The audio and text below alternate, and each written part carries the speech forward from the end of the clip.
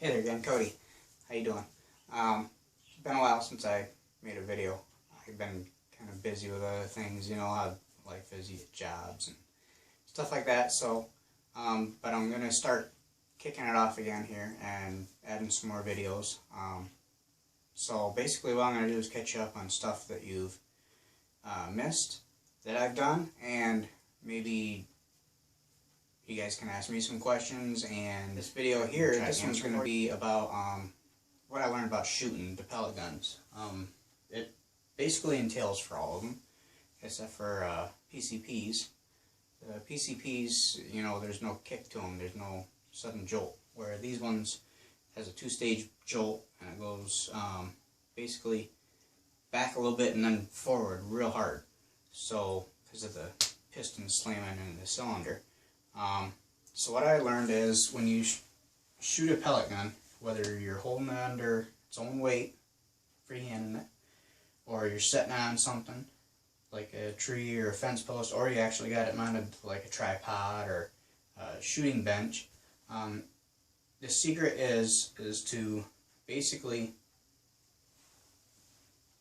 keep it to where it can move. You want that thing to move as much as possible. What I started doing on mine is I shoot it off of the shooting stick, basically. You know, you got the V and you set your gun in there.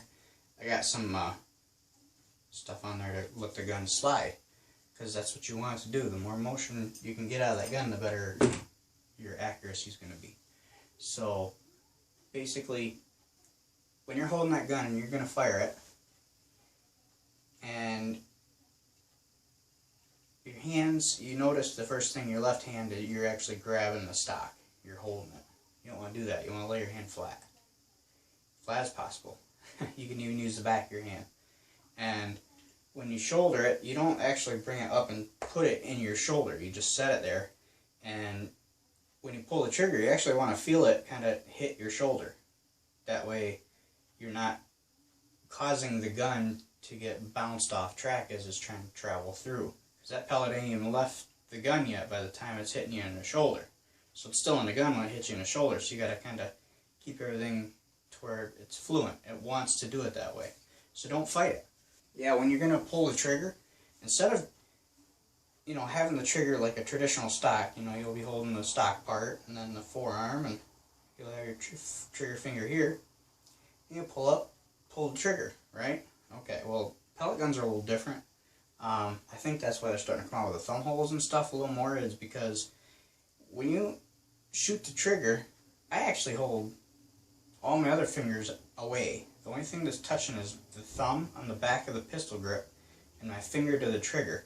And I squeeze it, I pinch it. I don't squeeze it like this, I actually pinch it with my hands. On a two-stage trigger, that I've noticed that that's more accurate than a one-stage like the 22 is. It's just a regular, I think it's like a 4.5 pound trigger pull on a 22. What I have found with the triggers on these MP2s, a lot of people are complaining about them. Oh, the triggers suck, you know, they're 1,000 miles of travel and then it's, you know, 8 pounds heavy. Well, not really. If you clean the trigger properly and you actually get like some very fine grit sandpaper or some steel wool, you take the trigger out and you find where the searing surface is and you polish that. Polish it up really good to where you can actually start seeing metal.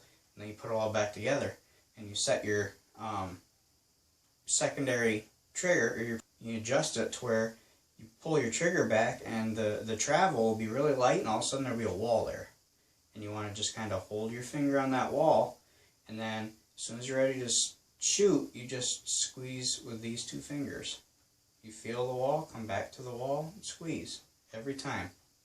And you hold that gun the same way every time. Don't, you know, turn your hand inside out, or, you know, don't try to bring it down to a different angle so you can try to be more accurate at that angle. You want to try to do it just to get used to the gun and the way it shoots. You want to do that same motion every time. And eventually you'll be able to shoot the gun off of, you know, freehand or off of a fence post or something, because you'll have the feel of the gun. You got to learn the feel of the gun before achieve really good accuracy with them.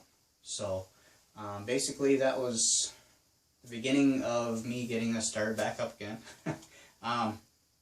So welcome back, and I'll cover some things that I've done, like I said, this fall and late summer that you guys haven't seen anything about what I've been doing, so I'll be sure to show you guys some of that. So until then, talk to you later. Thank you.